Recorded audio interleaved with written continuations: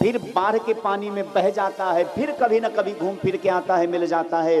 उसी प्रकार ये भगवान का संसार का चक्र जो है सो चल रहा है।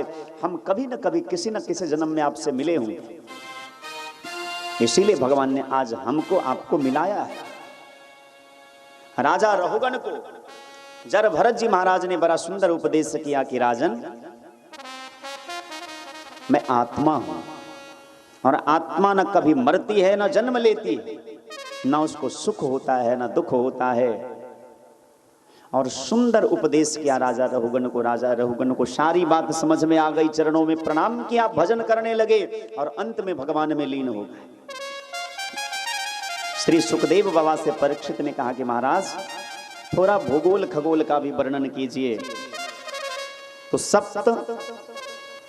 सात खंड नौ द्वीप की चर्चा करते हैं और कहते हैं कि इस पृथ्वी से 99 लाख योजन की दूरी पर दक्षिण दिशा में यमपुरी है।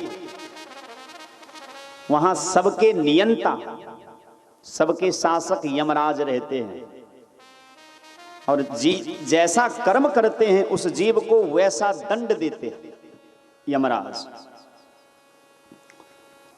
28 प्रकार के नरकों की चर्चा करते हैं। तामिस्त्र नाम का नरक है, अंध तामिस्त्र नाम का नरक है, रौरव नरक है, अशिपयन है, कालसूत्र है। अनेक प्रकार के नरकों का वर्णन करते हुए भगवान सुखदेव कहते हैं जो जीवों की हिंसा करते हैं वो कुंभी पाक नरक में गिरते हैं। जो मांस खाते हैं, जो मछली खाते हैं, जो जीवों को मार करके तल करके खाते हैं वो कुंभी पाक नरक में गिरते हैं। जिस कुंभी पाक नरक में हजारों यमदूत हैं, बड़े बड़े मूछ दाढ़ी वाले, और एक बहुत बड़ा कराह है और उस कराह में तेल खौल रहा है। हजारों यमदूत उसमें आंच झोंक रहे हैं, आंच दे रहे हैं, तेल खौल रहा है। और जो जीव की हिंसा करते हैं, ऐसे प्राणी जब नरक में जाते हैं तो उसके शरीर के टुकड़े टुकड़े करके यमराज के दूत उस खौलते हुए तेल में देते हैं। जब जीव को काटा जाता है तो जैसे मछली को लोग काटते हैं तो मछली का अंग छटपटाता है, जैसे बकरे को काटते हैं तो बकरा का अंग छटपटाता है, ऐसे जीव को जब यमराज के दूत काटते हैं तो वह जीव छटपटाता है, कहता है कि मेरी रक्षा करो।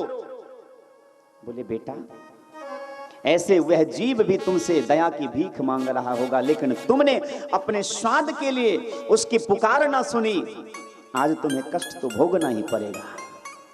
भैया, बबूल का पेड़ लगाओगे तो आम के फल की आशा ना करो, बबूल का पेड़ लगाओगे तो कांटा ही मिलेगा, और यदि आम का पेड़ लगाओगे तो आम का फल मिलेगा। अपने द्वार पर आए हुए अतिथि को जो क्रोध की निगाह से देखते हैं वो वज्रतुंड नरक में जाते हैं, और वहां बड़े बड़े चोंच वाले गिद्ध खड़े हैं, जिन आंखों से हमने अपने अतिथियों को क्रोध की दृष्टि से देखा उस आंख को नोच नोच करके खाते हैं। जो परिस्त्री का गमन करता है, जो मदिरा पान करता है, जो नशा करता है, उसे तामिस्त्र नाम के नरक में जाना पड़ता है। एक एक करके श्री सुखदेव बाबा ने 28 प्रकार के नरकों की बात कही तो परीक्षित थर थर थर थर कांपने लगा। महाराज, संसार में तो सभी पाप करते हैं, अब जो जाने अनजाने में गलती हो गई है उसका प्रायश्चित क्या है? तब जाकर के भगवान सुखदेव छठे स्कंद में अजामिलोपाख्यान की कथा सुनाते हैं और कहते हैं चिंता न करो, केचित केवलया भक्त्या वासुदेव परायणाः अघम धुनवंती कार्त्स्नेया निहारमिव भास्करः। केचित केवलया भक्त्या, जीवन में चाहे जितना भी पाप हो जाए, यदि भगवान के भक्ति का आश्रय ले लिया जाए, भगवान के नाम लेने की आदत हो जाए तो सारे पाप समूल नष्ट हो जाते हैं। ठीक उसी प्रकार जैसे यज्ञ कुंड में चाहे गीली लकड़ी डाल दो, सूखी लकड़ी डाल दो, मोटी लकड़ी डाल दो, सब जल करके भस्म स्वाहा हो जाता है, राख बन जाता है। उसी प्रकार जाने में अनजाने में किया गया छोटे बड़े जितने भी पाप हैं, सभी पाप भगवान के नाम रूपी यज्ञ कुंड में जल करके राख हो जाते हैं। अजामिल उपाख्यान की कथा सुना है। अजामिल नाम का एक ब्राह्मण था। एक बार कुसंग में पड़ करके था, ब्राह्मण धर्मात्मा था, संध्या गायत्री का जप करता था, लेकिन कुसंग के कारण वेश्यावृत्ति करने लगा, मदिरा पान करने लगा। एक बार महात्माओं की टोली पधारी, राह में खेलते हुए बच्चों से, ए माता जी, रास्ते में खेलते हुए बच्चों से महात्माओं ने पूछा, शाम का समय हो गया है, किसी का घर का पता बता दो जहां रात्रि भर हम लोग विश्राम कर सके। उन बच्चों ने कहा कि अजामिल के घर में चले जाइए, वहां आपका खूब बढ़िया सम्मान होगा। महात्मा आ गए, अलख जगाई, अंदर से गणिका आती है। जैसे देखा महात्मा को, हाथ जोड़ करके कहा, बाबा आप गलत स्थान पर आ गए, आपको यहां नहीं आना चाहिए था, लोग आपके बारे में भला बुरा कहेंगे। महात्माओं ने कहा कि बेटी, हमको तो बच्चों ने आपके घर का पता बताया तो हम चले आए, अब यदि तुम कहती हो तो मैं चला जाता हूं, वापस चला जाता हूं। सारे महात्मा अजामिल के घर से जाने लगे, पर वो गणिका जो थी, वेश्या जो अजामिल की पत्नी थी, उनको मां के द्वारा दिया गया शिक्षा, बचपन की बात याद है। कोई भी लड़की बचपन से गलत नहीं होती, कोई नहीं चाहती कि मैं वेश्या बनूं, मैं गणिका बनूं, लेकिन परिस्थितियां कुछ ऐसी होती है, कुछ मजबूरियां ऐसी होती है, लोगों को गलती करने पर मजबूर कर देती है। उनकी मां ने बचपन में कहा था कि बेटी तुम तो पराया धन हो, बेटी तो पराया धन होती है, आज न कल वो किसी के घर में तो जाती ही है, याद रखना। किसी गृहस्थ के घर से महात्मा भूखे नहीं जाने चाहिए। भगवान ने जो दिया है, क्योंकि अतिथि भगवान होते हैं, महात्मा साक्षात नारायण होते हैं। याद रखना, कोई भी महात्मा भूखा ना जाए। मां के बचपन की बात याद आ गई और गणिका ने हाथ जोड़ करके कहा कि बाबा भले मैं वेश्या हूं, आप मेरे घर के, मेरे हाथ का बना हुआ भोजन नहीं ग्रहण कर सकते, लेकिन मैं सूखा अन्न आपको देती हूं, आप अपने हाथ से स्वयं रसोई बना करके पा लीजिए। यदि आप बिना प्रसाद पाए चले जाएंगे तो मेरा गृहस्थ धर्म जो है सो नष्ट हो जाएगा। महात्मा ने कहा कि जैसी तुम्हारी मर्जी। महात्माओं को अन्न निकाल करके दिया, महात्मा पंगत बनाए, रसोई बनाए, प्रसाद पा रहे थे। इतने देर में अजामिल डाका डाल के आया, काला पट्टा बांध करके, घोड़े पर सवार, हाथ में तलवार। महात्माओं ने देखा तो बड़े बेहबल हो गए, उनके अंदर छुपे हुए संस्कार को पहचान लिया। हो ना हो ये तो ब्राह्मण है, धर्मात्मा है, लेकिन कुसंग के कारण इसकी आदत बिगड़ गई है, इसका स्वभाव बदल गया है। अजामिल ने कहा कि कौन ये सब कौन है? महात्मा क्या कर रहे हो यहां? तुम्हें पता नहीं है कि ये अजामिल का घर है? लेकिन उसकी भाषा में अंदर का भाव झलक रहा था। ऊपर से चाहे कोई कितना भी कठोर हो, लेकिन हृदय का अच्छा रहता है तो उसकी भाषा से पता चल जाता है कि इसका हृदय जो है सो कोमल है, वाणी भले कठोर है। ठीक उसी प्रकार जैसे नारियल ऊपर से कठोर होता है लेकिन अंदर से बड़ा कोमल होता है। महात्मा ने मन में विचार किया, हम महात्मा हैं, हम गृहस्थ का अन्न खाए हैं, गृहस्थ का अन्न खाए हैं तो ये हमारा कर्तव्य बनता है कि गृहस्थ का कल्याण कैसे होगा।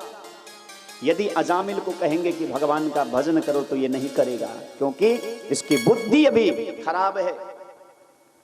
यदि कहेंगे वेद का पाठ करो तो नहीं करेगा।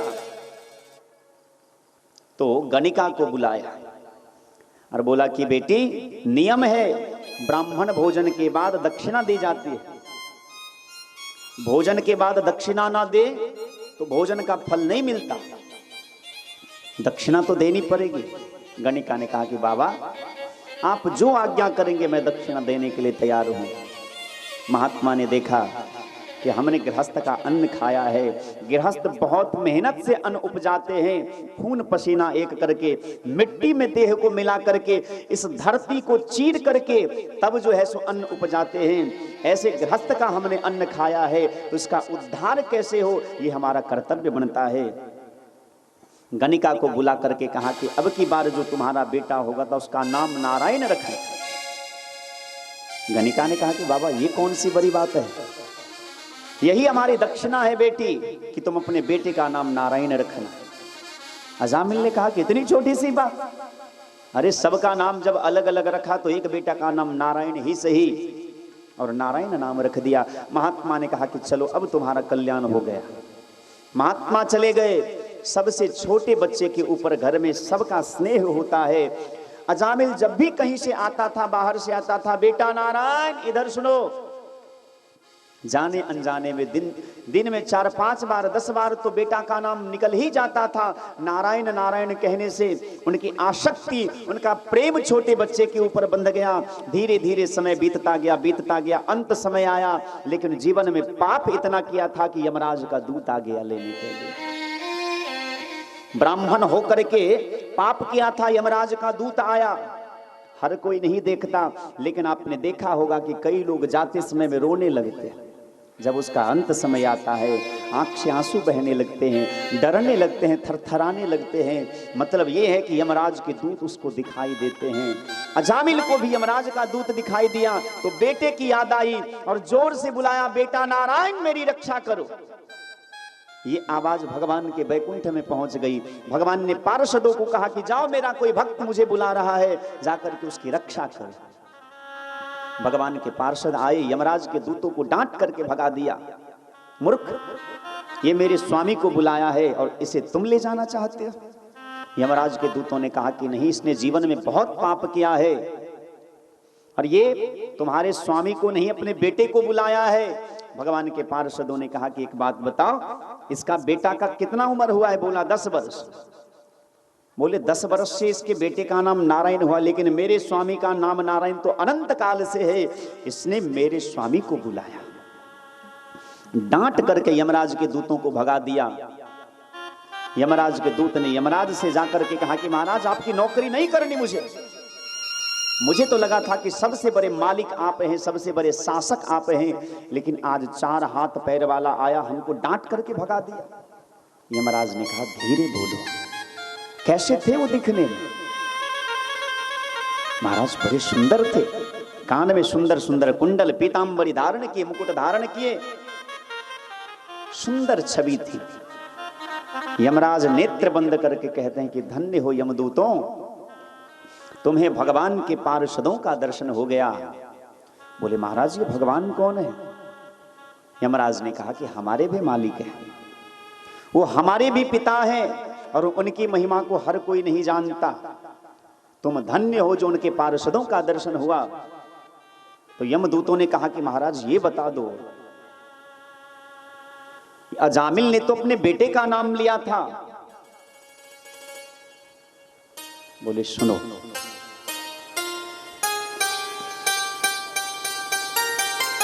जो एक बार भी भगवान का नाम नहीं लेता है, जो भगवान के चरणों में सिर को नहीं झुकाता है, जो भगवान के मंदिर नहीं जाते हैं, जो हृदय में भगवान का चिंतन नहीं करते हैं, जिसके गले में तुलसी की माला नहीं है, जो वैष्णव नहीं है, ऐसे लोगों को घसीट करके नरक में लाओ। और जो भगवान का नाम लेता है, जिसके माथे पर तिलक है, जिसके गले में तुलसी की माला है, उसको दूर से ही छोड़ दो। क्योंकि भैया कुत्ते जो होते हैं 2 प्रकार के होते हैं, एक पालतू और एक फालतू। कुत्ते तो संसार में हम भी हैं, लेकिन हम अपने राम जी के पालतू कुत्ते हैं। हमारे गले में ये पट्टा इस बात का सबूत है कि हम राम जी के पालतू हैं। याद रखना, जो पालतू कुत्ता होता है उसका एक मालिक होता है, उसके खाने पीने की जिम्मेदारी, यदि वो बीमार पड़ जाए तो उसका मालिक डॉक्टर से दिखाता है। उसके सोने की व्यवस्था, उसके खाने की व्यवस्था उसका मालिक करता है। लेकिन जो फालतू है वो दर बदर भटकता रहता है, कभी उसके द्वार पर जाता है, कभी उसके द्वार पर, ना उसके घर का ठिकाना, ना खाने का ठिकाना, ना स्थान का ठिकाना। जहां जाता है किसी का मन किया तो रोटी दे दिया, किसी का मन किया तो डंडा से मारने लगता है। श्री रहीमन जी ने, भगवान के भक्त ने बड़ी सुंदर बात कही, मन कुत्ता दर दर फिरे दर दर दुर दुर होय, एक ही दर के होय रहो तो दर दर दुर दुर ना होय। रे मन रूपी कुत्ता, तू दर बदर क्यों भटक रहा है? कभी उसके पास, कभी उसके पास, कभी उसके पास क्यों भटकता है?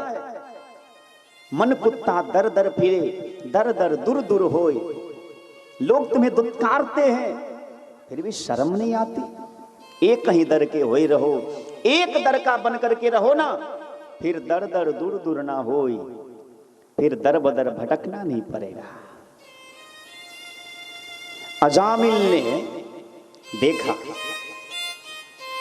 और किसी ने तो नहीं देखा, लेकिन यमदूतों के बीच और भगवान के पार्षदों के बीच जो बातचीत हो रही थी, अजामिल ने देखा।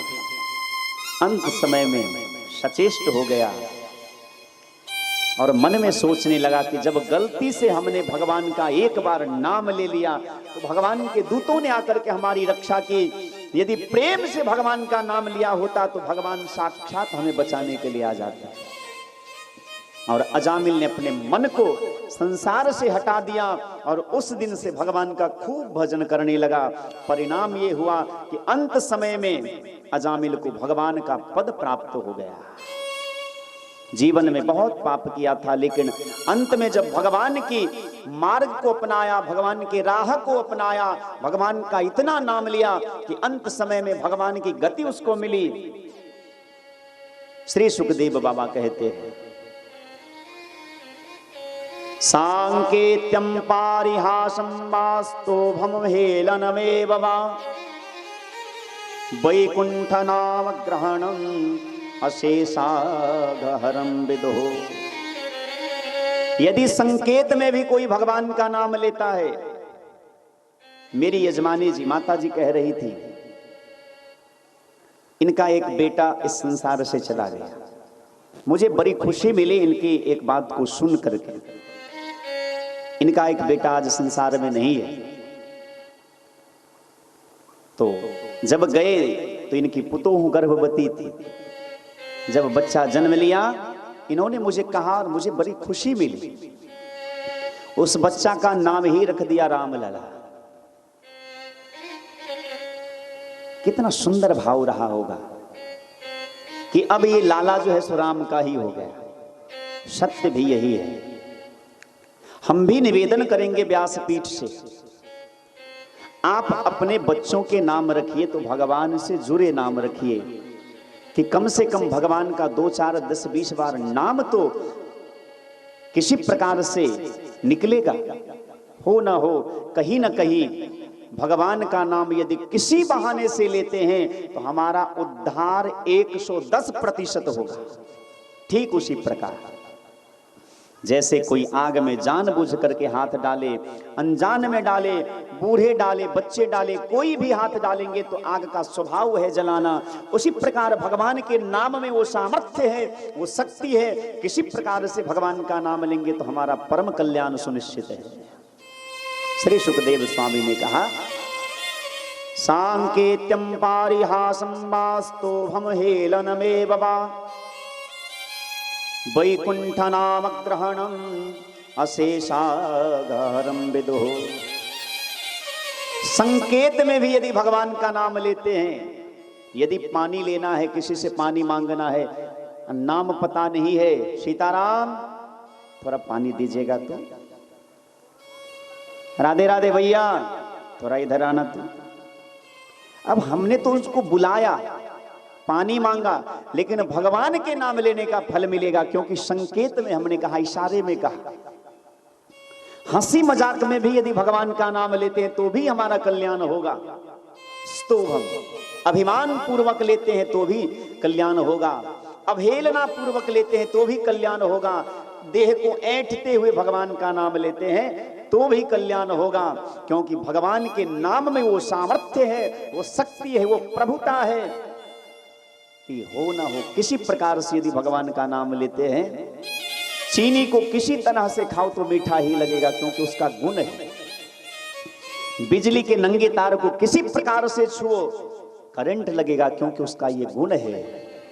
जल को किसी प्रकार से छुओ ठंडा लगेगा, शीतलता प्रदान करेगी वो, क्योंकि उसका गुण है। ठीक उसी प्रकार भगवान के नाम का गुण है, किसी प्रकार से लीजिएगा तो कल्याण ही होगा।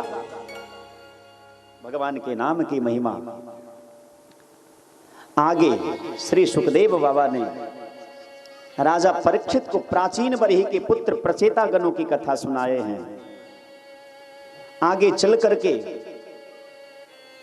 दक्ष के पुत्रों के बारे में चर्चा करते हैं। दक्ष की 60 कन्या हुई। बहुत सारे पुत्रों को जब नारद जी ने उपदेश दे करके विरक्त संत बना दिया तो नारद जी को दक्ष ने श्राप दे दिया कि एक जगह आपका पैर नहीं टिकेगा। नारद जी प्रसन्न हो गए। चलो अच्छा हुआ, महात्मा को एक जगह ज्यादा देर रुकना भी नहीं चाहिए। जितना घूमेंगे उतना भगवान का प्रचार होगा। एक बार एक महात्मा गांव में गए, सभी दुष्ट थे, तो महात्मा ने गांव वालों को आशीर्वाद दिया कि तुम लोग जैसे हो, जहां हो वही रहो। एक दूसरे गांव में गए, वहां सभी धर्मात्मा थे। महात्मा ने आशीर्वाद दिया कि तुम लोग खूब घूमो फिरो, तुम लोग एक जगह ना रहो। महात्मा जी के साथ जो शिष्य थे उनको ये बात समझ में नहीं आई। गुरु जी से पूछा कि बाबा, जो बुरे लोग थे आपने उनको कहा कि सब मिलकर के रहो, एक जगह रहो, और जो अच्छे लोग थे उनको आशीर्वाद दिया कि तुम लोग भटको, घूमो फिरो। ये बात समझ में नहीं आई। महात्मा ने कहा कि यदि बुरे लोगों को ये आशीर्वाद दूंगा कि तुम लोग खूब घूमो तो बुरा का प्रचार होगा, धर्म का प्रचार होगा, इसलिए सब एक जगह रहे तो भलाई है। और जो अच्छे लोग हैं यदि वो एक ही जगह रह जाए। 16 का विवाह कश्यप ऋषि के साथ हुआ। कश्यप ऋषि की जो पत्नी है दिति, अदिति, दनो, काष्ठा इत्यादि, तो दिति के जो संतान हुए वो दैत्य कहलाए और अदिति के जो संतान हुए वो देवता कहलाए। इनकी एक बेटी भी है, दिति की एक बेटी है जिनका नाम है रचना। इनका विवाह त्वष्टा मुनि के साथ हुआ। त्वष्टा मुनि के साथ हुआ। त्वष्टा मुनि के 2 पुत्र हुए, विश्वरूप और सन्निवेश।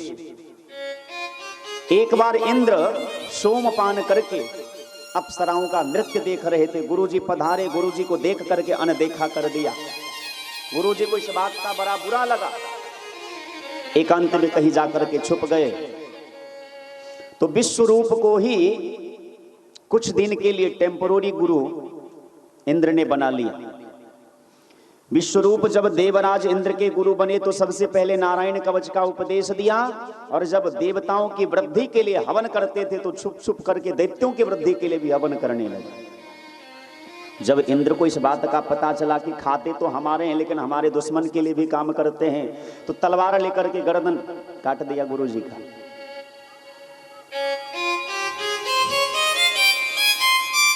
ऐसी कृपा न करिएगा भाई, चेला से डर के रहना चाहिए। हम लोग भी चेला से डर के रहते हैं। तो देवराज इंद्र ने विश्वरूप को मार दिया। ब्रह्म हत्या का पाप लगा। ब्रह्म हत्या के पाप को 4 भाग में बांटा गया। एक भाग पृथ्वी को मिला जो ऊसर जमीन के रूप में है, एक भाग वृक्ष को मिला जो गोंद के रूप में है, एक भाग जल को मिला जो झाग के रूप में है, और एक भाग स्त्रियों को मिला जो रजस्वला के रूप में दर्शन होता है। ये ब्रह्म हत्या का दोष है। ब्रह्म हत्या के दोष का बंटवारा हुआ। इंद्र तो इससे मुक्त हो गया, लेकिन त्वष्टा मुनि विचार करते हैं कि जब स्वार्थ था तो मेरे बेटा को गुरु बना लिया, और जब स्वार्थ की पूर्ति हो गई तो मार दिया। मैं बदला लूंगा। एक यज्ञ किए, वृत्रासुर नाम का दैत्य प्रकट हुआ, जाकर के इंद्र को ललकारा। इंद्र ने दधीची मुनि के हड्डी से एक वज्र तैयार करवाया और उस वज्र को लेकर के जब युद्ध भूमि में आया तो वृत्रासुर की मानसिकता बदल गई। भगवान से प्रार्थना करने लगा युद्ध भूमि में, अजात पक्षा इव मातरम खगाः स्तन्यम यत्सवत्सतरा क्षुधार्ताः प्रियम प्रियेव विशतम विसन्ना समंजसत्वा विरह्यकांक्षे। है तो युद्ध भूमि में, लेकिन भगवान की याद आ गई और भगवान से प्रार्थना करने लगा। जैसे जिन पक्षी के बच्चे के अभी तक पंख नहीं हुए हैं, उड़ नहीं सकते, अपने जान की रक्षा स्वयं नहीं कर सकते, कोई हिंसक जीव आकर के जब उसको खाना चाहता है और उसकी माँ दाना चुगने गई है कहीं तो अपनी माँ को याद करता है, उसी प्रकार हे परमात्मा हम भी आपको याद करें। भगवान ने कहा ये प्रेम तो है लेकिन स्वार्थ वाला प्रेम है। तो दूसरा उदाहरण दिया, स्तन्यम स्तन्यम वत्सतरा क्षुधार्ता, स्तन्यम यथा वत्सतरा क्षुधार्ता। जैसे नव ब्याई हुई गाय अपने बछड़े को छोड़ करके किसान के साथ घास चरने जाती है जंगल में, शाम का समय होता है, बच्चा को बछड़ा को भूख लगता है, माँ की याद आती है, हुंकार भरने लगता है और माँ माँ कह करके माँ को पुकारने लगता है। इसी प्रकार हे नारायण मैं भी आपका बार बार स्मरण करूं। भगवान ने कहा कि ये प्रेम तो है लेकिन ये भूख वाला प्रेम है। बच्चा को जब भूख लगा तो माँ की याद आई, ये भी स्वार्थ वाला प्रेम है। तीसरा उदाहरण दिया, प्रियम प्रियेव विशुतम विसन्ना। जैसे एक प्रेमी अपनी प्रेमिका को प्रेम करता है, स्मरण करता है, याद करता है, उसी प्रकार से हे स्वामी मैं भी आपको याद करूं और आपकी याद में दिन रात तड़पता रहूं। बोले भगवान किसके बदले चाहिए क्या? न नाक पृष्ठम न च पारमेष्ठम न सार्वभौमम न रसाधिपत्यम न योग सिद्धिर्न पुनर्भवम वा समंजसत्वा विरह्यकांक्षे। मुझे ना स्वर्ग का राज्य चाहिए, ना ब्रह्मलोक चाहिए, ना वैकुंठ का राज्य चाहिए, कुछ नहीं चाहिए। क्या चाहिए? अर्थ चाहिए, न काम मोक्ष चाहिए। और क्या चाहिए? कौशिला कुमार हमें राम चाहिए। कुछ ना चाहिए, राम चाहिए और राम में ही सारा संसार है। ये कहते कहते कहते आसुरी वृत्ति जग गई, मारने के लिए दौड़ पड़े। इंद्र ने उस वज्र से वृत्रासुर का हाथ काट दिया, दूसरा हाथ भी काट दिया, पांव काट दिया, धड़ को लेकर के दौड़े और मुंह खोल करके, विशाल मुंह करके वृत्रासुर इंद्र को अंदर निगल गया। हाहाकार होने लगा, देवराज इंद्र तो मर गए। लेकिन नारायण कवच का उपदेश था, नारायण कवच के प्रभाव से देवराज इंद्र मरे नहीं। उस वज्र से उनके शिरोच्छेदन करके, सिर को फाड़ करके प्रकट हुए वृत्रासुर तो मर गया। पर भगवान सुखदेव से परीक्षित ने पूछा कि बाबा वृत्रासुर था तो राक्षस, लेकिन इनकी बुद्धि इतनी पवित्र कैसे थी जो युद्ध भूमि में भी भगवान की याद आ गई? बोले ये चित्रकेतु नाम के राजा थे पूर्व जन्म में। 1 करोड़ पत्नी थी इनकी, लेकिन एक भी संतान नहीं था। एक बार नारद बाबा और अंगिरा ऋषि पधारे तो नारद बाबा के चरणों में प्रणाम किया और बोला बाबा हमको एक बेटा दे दो। नारद बाबा ने एक फल दिया। राजा चित्रकेतु ने वह फल अपनी पत्नी, ज्येष्ठ पत्नी को खिला दिया। एक पुत्र का जन्म हुआ। 1 करोड़ पत्नी में एक बेटा, पुत्र से स्नेह हो गया, लेकिन सौतिया डाह के कारण बाकी रानियों ने मिलकर के उस पुत्र को, उस बच्चे को एक दिन जहर खिला करके मार दिया। अब तो चित्रकेतु का बुरा हाल हो गया, रो रो करके छाती पीट पीट करके एकदम परेशान हो गया। संयोग से नारद बाबा उसी रास्ते से गुजर रहे थे। चित्रकेतु को सोचा कि चलो हाल पूछ लूं कि अब बेटा कैसा है। घर में आए, देखा ये तो बेटा के वियोग में रो रहा। समझाया, लेकिन भैया जब तड़प होती है किसी चीज की तो किसी की बात किसी को समझ में नहीं आती। चित्रकेतु को भी नारद बाबा की बात समझ में नहीं आई। तो जो पुत्र मर गया था, नारद बाबा ने उसको बुलाया, उसकी अकाल मृत्यु हुई थी। जैसे उसका बेटा सामने आया, चित्रकेतु दौड़ करके बेटा को गला लगाना चाहा। बेटा 4 कदम पीछे हट गया, बोले आप हैं कौन? चित्रकेतु ने कहा कि मैं तुम्हारा पिता हूं। तो उस मृत आत्मा ने कहा, उस मृत शरीर उसके बच्चे ने कहा, पिता किस जन्म के माता पिता हैं आप? कस्मिन जन्मनि? अरे हम कभी कुकर बने, कभी शुकर बने, कभी चूहे बने, कीड़े मकोड़े बने, और जितने भी जन्म हमारे हुए सभी जन्म में हमारे माता पिता हुए। आप किस जन्म के माता पिता हैं? चित्रकेतु को लगा इसी का नाम दुनिया है, इसी बेटा के लिए हम रो रहे थे। हाँ, सामने से कह रहा है कि किस जन्म के माता पिता हैं। मैं इसके लिए रो रो करके अपना बुरा हाल बना लिया हूं, और ये मुझे पहचानता भी नहीं। वैराग्य की जगह अंदर ना, जब तक ये देह है तब तक ही रिश्ते नाते हैं। देह खत्म हुआ, रिश्ते नाते भी खत्म हो गए।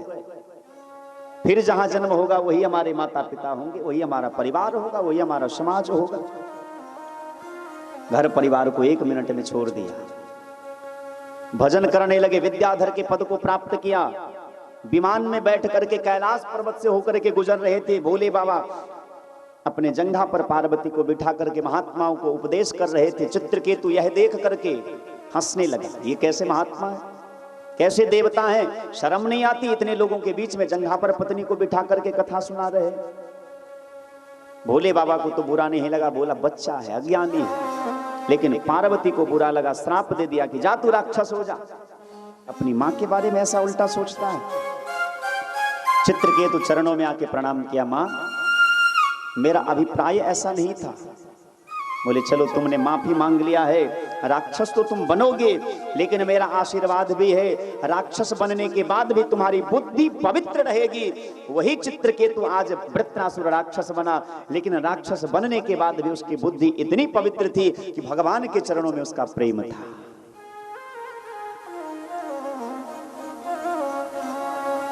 अदिति मैया एक बार पुंसवन व्रत का अनुष्ठान करती है और 49 प्रकार के मरुदगणों की कथा भगवान सुखदेव ने परीक्षित को सुनाई 7वें स्कंध में। अब हम 15 मिनट में कथा को विश्राम देंगे, समय हो चुका है, क्योंकि कल कुछ लंबा समय तक कथा चलेगा। कल भगवान श्री सीताराम जी का विवाह भी होगा और कृष्ण का जन्मोत्सव भी हम लोग मनाएंगे। कल भगवान का जन्मोत्सव होगा। सुखदेव बाबा से राजा परीक्षित ने पूछा कि भगवान का नाम तो समदर्शी है। समदर्शी का मतलब होता है सबको समान भाव से देखना, लेकिन शास्त्रों को पुराणों को उल्टा करके देखिए तो भगवान देवताओं का पक्ष लेते हैं और दानवों को मारते हैं। ऐसा क्यों? दोनों तो भगवान के ही संतान हैं, तो फिर भगवान 2 प्रकार के भाव क्यों रखते हैं? तब जाकर के श्री सुखदेव बाबा ने राजा परीक्षित को प्रहलाद जी की कथा सुनाई और कहा, प्रहलाद जी भगवान के परम प्रिय लाडले भक्त हैं। दैत्य कुल में इनका जन्म हुआ है, लेकिन सत्संग के प्रभाव से बचपन से ही भगवान के भक्त हुए। गुरुकुल में जब पढ़ने गए और पढ़ करके आए तो पिता ने गोद में बिठा करके पूछा कि बेटा सबसे अच्छी बात तुमने क्या सीखी है गुरुकुल में? तो प्रहलाद जी ने कहा कि पिताजी, हमने सबसे अच्छी बात यह सीखी है कि सब कुछ छोड़ करके हरि का स्मरण करना ही जीवन की सार्थकता है। हिरण्यकशिपु को बड़ा क्रोध आया। मूर्ख, किसने सिखाई तुम्हें ये बात? हो ना हो विष्णु का कोई दूत आता है मेरे बच्चों को उकसाने के लिए। गुरु पुत्रों को बुला करके कहा कि सतर्क रहो, बच्चों को उल्टी शिक्षा ना दो। दूसरी बार जब प्रहलाद जी पढ़ करके आए, स्नान ध्यान हुआ, श्रृंगार करके पिताजी ने अपने गोद में जब बिठाया प्रहलाद जी को, पिताजी ने पूछा कि बेटा, अब की बार तुमने सबसे अच्छी बात कौन सी सीखी है? प्रहलाद जी ने कहा कि एक नहीं 9 प्रकार की अच्छी बातें हमने सीखी है। और नवधा भक्ति का उपदेश कर दिया। श्रवणम कीर्तनम विष्णु स्मरणम पाद सेवनम अर्चनम वंदनम दास्यम सख्यमात्म निवेदनम। भगवान की कथा सुनना ये प्रथम भक्ति है। श्रवणम, भगवान की कथा का श्रवण करना ये प्रथम भक्ति है। भगवान का कीर्ति का गान करना, कीर्तन करना ये दूसरी भक्ति है। भगवान का चिंतन करना, स्मरण करना, ध्यान करना भगवान की ये तीसरी भक्ति है। और भगवान की पूजा करना, चरण वंदन करना ये चौथी भक्ति है। अर्चनम, भगवान की पूजा करना, भगवान की ये पांचवी भक्ति। वंदनम, वंदना करना ये छठी भक्ति। भगवान को स्वामी मानना, खुद को सेवक मानना ये सातवीं भक्ति। दास्यम, सख्यमात्म निवेदनम। अर्चनम वंदनम दास्यम, दास भाव रखना, मैं भगवान का दास हूं, भगवान मेरे स्वामी हैं, मेरे मालिक हैं। और भगवान को सखा मानना, अपने आप को समर्पण कर देना ये नौवीं भक्ति। बड़ा क्रोध आया। एक दिन तो ऐसा हुआ कि जब देखा कि मेरा बेटा मेरे हाथ से निकल रहा है, तो दैत्यों को बुला करके कहा कि इसको मार दो। छोटे से नन्हे से बालक प्रहलाद को समुद्र में फेंका गया, कुछ नहीं हुआ। पहाड़ से नीचे फेंक दिया गया, कुछ नहीं हुआ। हाथी से कुचलवाया, कुछ नहीं बिगड़ा। जहर पिलाया गया, अमृत बन गया। और एक दिन तो होलिका को बुला करके कहा कि इसे जला करके राख कर दो। भगवान ने ऐसी माया रची कि होलिका के देह पर जो चादर था वो चादर उड़ करके प्रहलाद जी के देह पे चला गया। प्रहलाद जी बच गए, होलिका जल गई बेचारी। और इसीलिए हम लोग होलिका दहन मनाते। एक एक करके जब सारे यत्नों को, प्रयत्नों को अपनाया पर प्रहलाद जी का कुछ नहीं बिगड़ा, तो एक दिन हिरण्यकशिपु ने एक खंभे में बांध दिया, हाथ में तलवार लिया और कहा कि अब बुलाओ अपने भगवान को, कहां है तुम्हारा भगवान, देखते हैं कैसे तुम्हारी रक्षा करने आते हैं। प्रहलाद जी हंस रहे, क्योंकि जिनको आत्मज्ञान हो जाता है उसको तो हर जगह भगवान दिखाई देते हैं। उसको पता है कि मैं नहीं मरूंगा, मेरा शरीर मरेगा। और शरीर को चाहे जितनी भी कोशिश कर लो, जितना प्रयत्न कर लो, शरीर को कोई बचा नहीं सकता। इसका तो टाइम फिक्स है, ये इतने दिन के लिए है, इसके बाद बेकार हो जाएगा। एक्सपायरी डेट है इसका, ये बेकार हो जाएगा। लेकिन इसके अंदर रहने वाला जो तत्व है वो कभी भी नष्ट नहीं होता, उसका नाश नहीं होता। प्रहलाद जी मुस्कुरा रहे थे। हिरण्यकशिपु को और गुस्सा आया, किसके बल पे तू हंस रहा है? प्रहलाद जी ने कहा कि हम में, तुम में, खंभ खर्ग में। अरे पिताजी, मुझे तो आपके हाथ में जो तलवार है उसमें भी भगवान दिखाई देते हैं, मुझे तो इस खंबे में भी भगवान दिखाई देते हैं। हिरण्यकशिपु ने कहा कि क्वासो यदि सर्वत्र स्तंभे कस्य न दृश्यते। यदि तुम्हारा भगवान कण कण में व्याप्त है तो इस स्तंभ में, इस खंबे में क्यों नहीं दिखाई देता? बोले आपको ना दिखाई देता है, मुझे तो दिखाई देते हैं। प्रहलाद की ऐसी निष्ठा देख करके भगवान उस खंभे को फाड़ करके नृसिंह रूप धारण करके प्रकट हो गए बोल नृसिंह भगवान की जय। जैसे नृसिंह भगवान प्रकट हुए हुंकार भरे, सो हिरण्यकशिपु का मुकुट गिर गया नीचे, तलवार गिर गया, गिरगिराने लगा। भगवान ने एक क्षण में गोदी में उठाया। हिरण्यकशिपु बरबराने लगा, तुम मुझे नहीं मार सकते, नहीं मार सकते, मुझे कोई नहीं मार सकता। ब्रह्मा जी ने आशीर्वाद दिया है, ना दिन में मरूंगा, ना रात में, ना ऊपर ना नीचे, ना घर में ना बाहर में, ना अस्त्र ना शस्त्र से, ना मानव से, ना दानव से, ना पशु से, किसी से नहीं मरूंगा। भगवान ने कहा कि बेटा मुझे ऊपर से नीचे तक देख लो, ना तो मैं मनुष्य हूं, ना पशु हूं, ना दिन है ना रात है, ना ऊपर है ना नीचे है, ना घर में हो ना बाहर में हो, चौखट पे हो, दहलीज पर हो, ना ऊपर हो ना नीचे हो, मेरे जंघे पर हो। देख लो मेरे हाथ में कोई अस्त्र है ना शस्त्र है, कुछ नहीं है। ब्रह्मा जी के सभी वाणी को सत्य करते हुए और प्रहलाद जी की निष्ठा की रक्षा करते हुए भगवान ने हिरण्यकशिपु के पेट को फाड़ करके उसका प्राण हर लिया और उसके आंत को निकाल करके भगवान अपने गले में धारण कर लिया। जी क्रोध से भगवान का होठ फरक रहा है। प्रहलाद जी दूर खड़े, सभी देवी देवता लोग बड़े डरे हुए हैं भगवान के विकराल रूप देख करके। कोई सामने जाने की हिम्मत नहीं करता, सब डरे हुए हैं। भगवान नृसिंह का क्रोध शांत नहीं हुआ। सभी देवी देवताओं ने देखा कि लक्ष्मी महारानी को बुलाया जाए। लक्ष्मी महारानी को बुलाया गया। लक्ष्मी महारानी आरती की थाल लेकर के आई कि भगवान ने अवतार लिया है, लेकिन जैसे नृसिंह भगवान को देखा तो 4 किलोमीटर पीछे से ही भाग गई। भगवान का ऐसा रूप तो कभी देखा ही नहीं था, डर गई। अब क्या किया जाए? हो ना हो, कोई पिता भले पत्नी से चाहे जितना भी उब जाए, लेकिन अपने बच्चे से कभी उबते नहीं। प्रहलाद जी को सभी देवताओं ने मिलकर के कहा कि जाओ तुम भगवान के पास जाओ।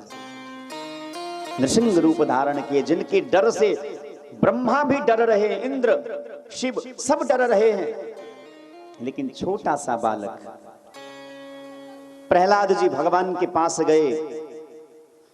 किसी ने पूछा कि प्रहलाद को डर नहीं लगा?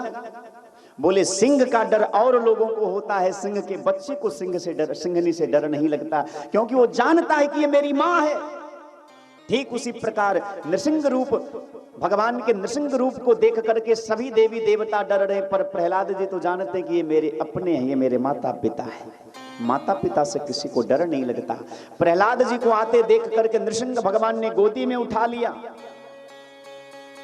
और जैसे गाय अपने जिह्वा से अपने बछड़े को चाटती है, लार दुलार करती है, ऐसे नृसिंह भगवान प्रहलाद जी को चाटने लगे, लार दुलार करने लगे और हाथ जोड़ करके आज नियम ही बदल गया। बाकी आज तक तो भगवान के सामने सभी माफी मांगते थे, लेकिन आज प्रहलाद जी से भगवान माफी मांगते हैं कि हो सके तो मुझे माफ कर देना। मैंने तो शास्त्र में नियम बनाया है कि जो एक बार मेरा स्मरण करता है, जो एक बार मुझे बुलाता है, तो मैं दौड़ करके आता हूं। तुम्हारे ऊपर इतने अत्याचार हुए, फिर भी मैंने देरी कर दी, इसलिए हो सके तो मुझे माफ कर देना, और मांगना चाहो तो मुझसे कुछ मांगो। प्रहलाद जी ने कहा कि भगवान आज तुम आपने मुझे वो चीज दिया जो आज से पहले किसी को दिया ही नहीं था। बताओ, आपके तो सबसे निजी भक्त हैं ब्रह्मा जी, कभी ब्रह्मा जी को अपनी गोदी में बिठा करके लार दुलार किए नहीं ना, पर वो सौभाग्य मुझे मिला। आपके निजी भक्त हैं भगवान शिव, लेकिन आपने ये प्यार, ये सौभाग्य कभी शिव को दिया नहीं ना, ये सौभाग्य मुझे मिला। अब क्या चाहिए? भगवान ने कहा कि फिर भी मेरा मन नहीं मानता, मैं चाहता हूं कि तुम मुझसे कुछ मांगो। प्रहलाद जी ने कहा यदि देना चाहते हैं तो बस एक वरदान दीजिए। यदि राशीद में कामान वरांस्ताम वरदर्शभा कामानाम हृदय संदोहम भवतोस्तु वृणे वरम। यदि आप देना ही चाहते हैं तो केवल एक वरदान दीजिए कि आपसे कभी कुछ मांगने की इच्छा ही न हो, यही वरदान दीजिए। क्योंकि मांगा उससे जाता है जिसको हमारे मन की बात के बारे में पता ना हो। भगवान तो सर्वांतर्यामी है, भगवान तो सबके हृदय में रहते हैं। हमारे मन में क्या चल रहा है, हमें क्या चाहिए, किस चीज की जरूरत है, हमारे मालिक को तो इस बात का खबर है, पता है। और मांग करके हम छोटा क्यों बने? फिर भी हे परमात्मा, यदि देना चाहते हैं तो बस एक प्रार्थना करता हूँ, मेरे पिता ने आपको बहुत गालियां दी है, मेरे पिता ने आपका बहुत अपमान किया, उनको नरक न भेजिएगा, नहीं तो लोग क्या कहेंगे कि जिसका बेटा भगवान का भक्त था उसका पिता नरक में चला गया। भगवान के आंख से आंसू बहने लगे और ठाकुर जी कहते हैं, प्रहलाद कैसी बात करते हो, जिसके पिता का तुम्हारे जैसे पुत्र होंगे उसकी बात तो छोड़ो।